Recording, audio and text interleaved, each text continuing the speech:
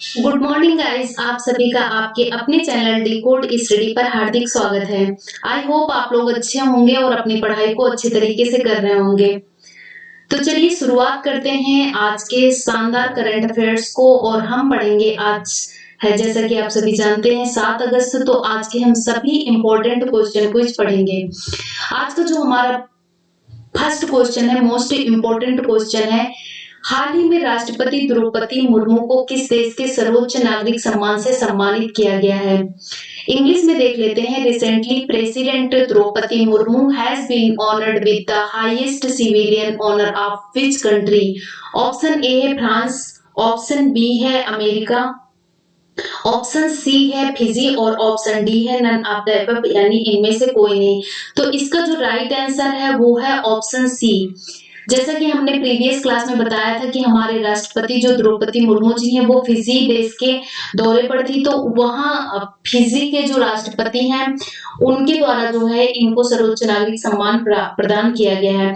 Fiji के राष्ट्रपति की बात करें तो फिजी के राष्ट्रपति का नाम है, थोड़ा अजीब सा नाम है, लेकिन आप लोग याद करेंगे तो याद हो जाएगा। Ratu विलियामे मैओलिली कटोनिवरे।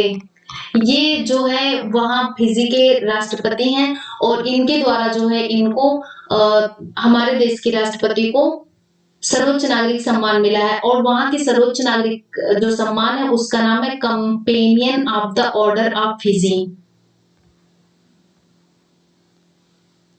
Companion of the order of Fiji.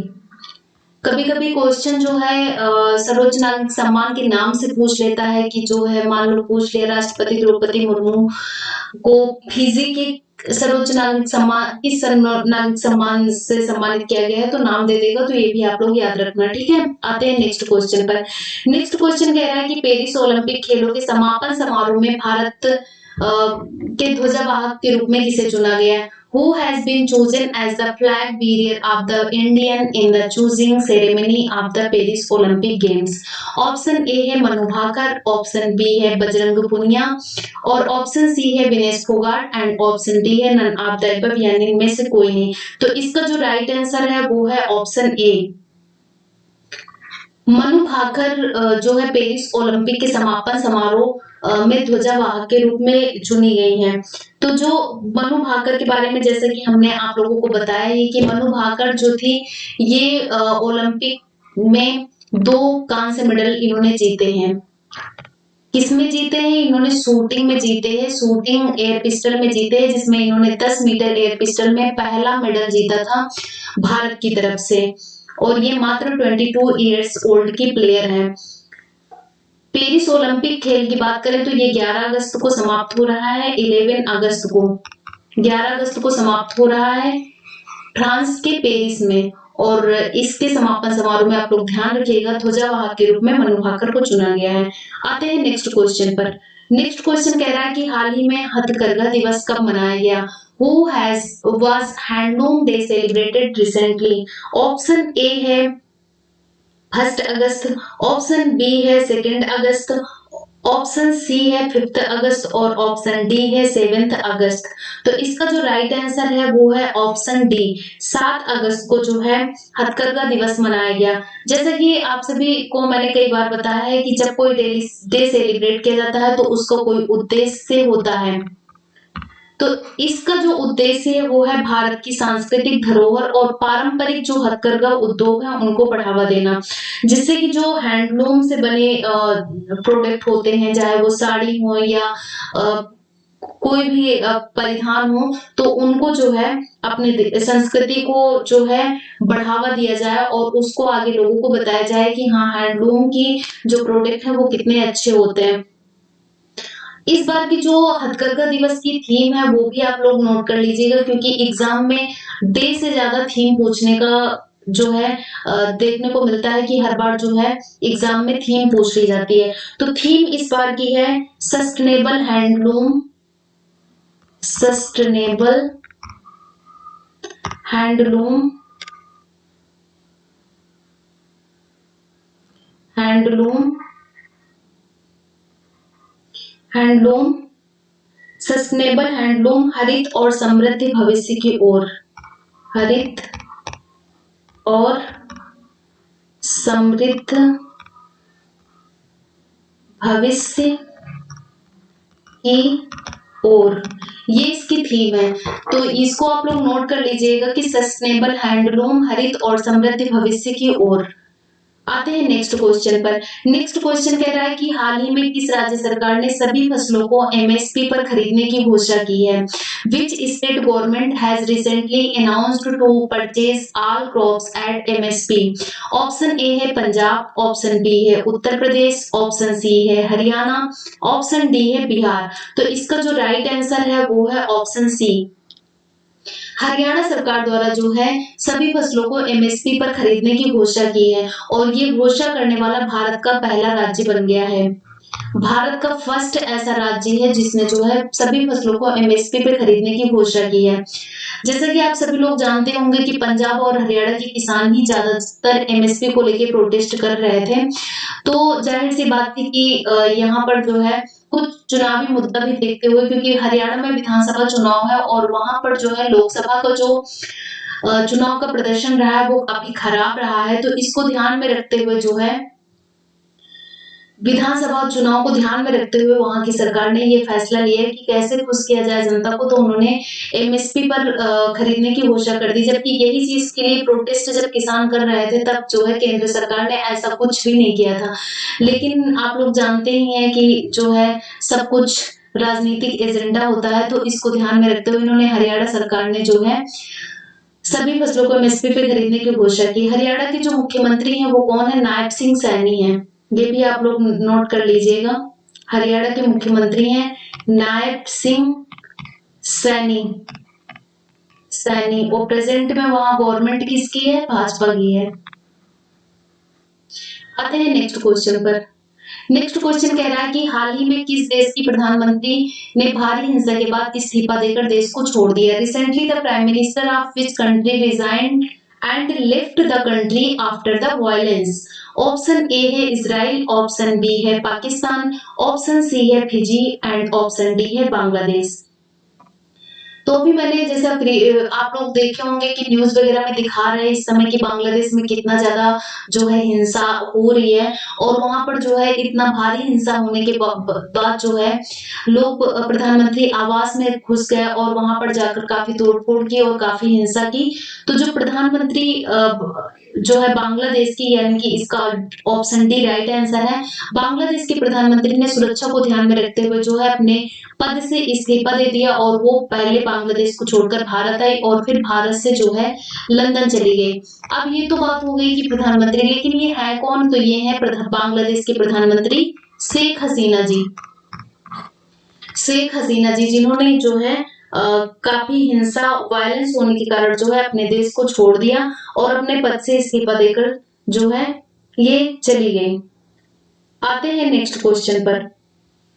Next question कह रहा है बिम्स्टेक बिजनेस शिखर सम्मेलन की मेजबानी कौन सा देश कर रहा है? Which country is hosting the BIMSTEC business summit? Option A है इंडिया, ऑप्शन बी है जापान, ऑप्शन सी है रसिया और ऑप्शन डी है चाइना।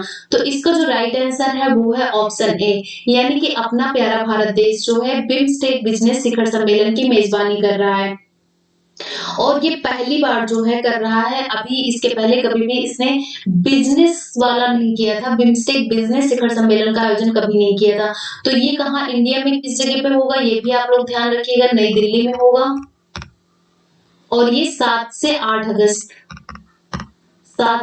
अगस्त होगा। इसका जो मुख्य उद्देश्य है बंगाल की खाड़ी क्षेत्र में अधिक से अधिक क्षेत्रीय सहयोग को बढ़ावा देना, इसका मेन उद्देश्य है। अब बात कर लेते हैं थोड़ा सा बिम्स्टेक के बारे में कि बिम्स्टेक का फुल फॉर्म क्या है। तो जैसा कि आप सभी जानते हैं या फिर नहीं भी जानते हैं तो आप लोग नोट कर लीजिएगा, जो बिम्स्टेक है इसका जो फुल फॉर्म होता है वो है bay of Bengal initiative for multi sectoral technical and economic cooperation.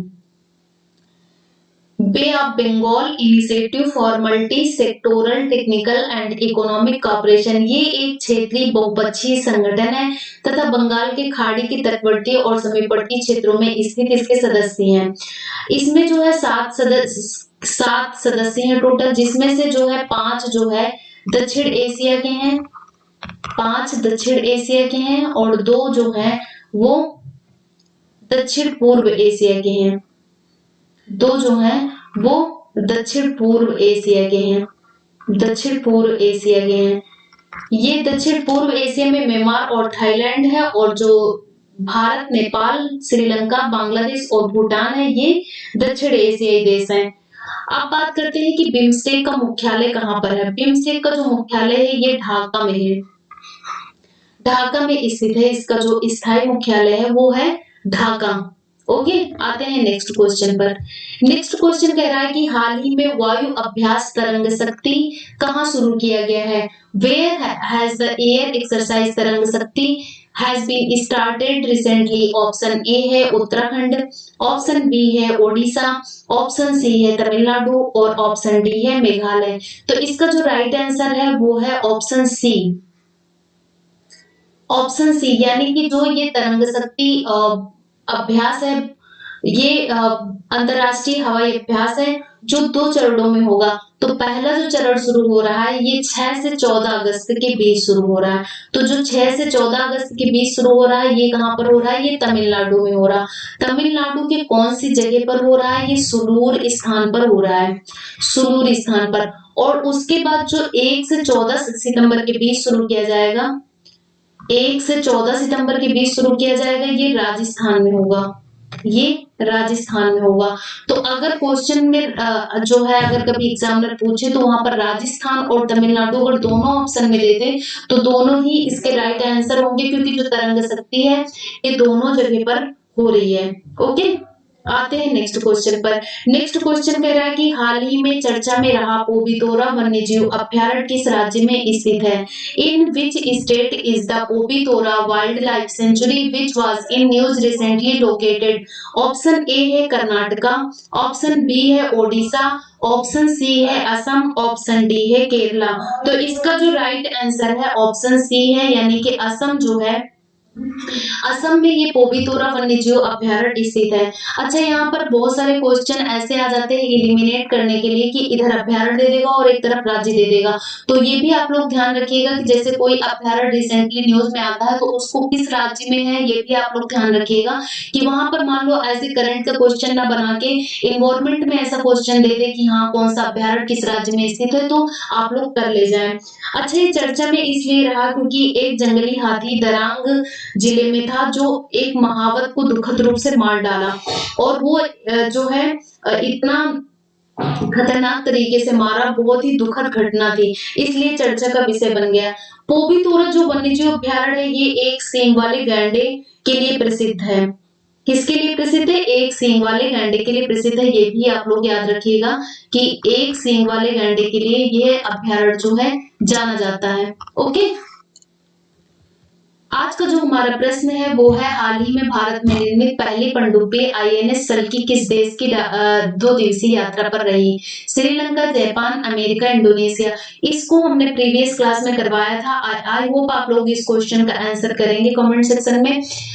और हमारी क्लास आप लोगों को कैसी लगी ये भी आप लोग जो है कमेंट कीजिएगा, क्योंकि जितना आप लोग जो है चैनल को सपोर्ट करेंगे उतना ही हमें मोटिवेशन मिलेगा।